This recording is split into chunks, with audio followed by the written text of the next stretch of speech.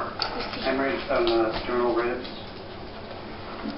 This was an animal that had been subjected to a prolonged, violent attack. Good job. Its ribs had moved. In short, it had been bludgeoned to death. But why? And by who? And some of the injuries were really quite astounding. Fractured skulls, fractured vertebrae, fractured ear bone, which is really one of the densest bones on the surface of the planet. How could an animal that looked so perfect from the outside have so much internal damage? Broken ribs when they're on a beach, but those fractures usually go out of the animal. These fractures are going directly into the completely different types of wounds that we've been seeing. It was obvious that the victim had been hit from the outside. But who would do such a thing? As Pabst and McCloud were scratching their heads over the case, another body was found ashore on Virginia Beach. That's good.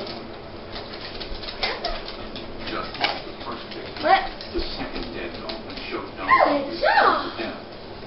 Alerted to the findings at Wilmington, Susan Barlow decided to perform the post-mortem on this one herself. It was highly unlikely that any of the injuries on the first animal had occurred in transit after it had left her. But Barlow wanted to make sure. Good job. Just truncated under 97105. See a discolored area? Good. There was some bruising under the skin, under the blubber, which we see every now and then. But then we saw the broken ribs, and when we removed the ribs, we saw the lung laceration.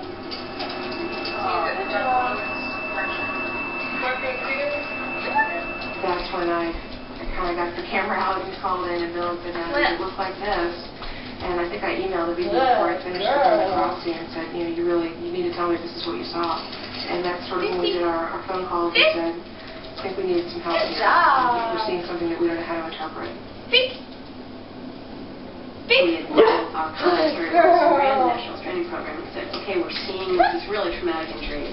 We think that they're associated. Now, we've come to find out as many things as we can. And there's at least some evidence that the animals that had died were being violently interacted. What should we do next? And should we get Dale Dunn involved? Good girl. Dale Dunn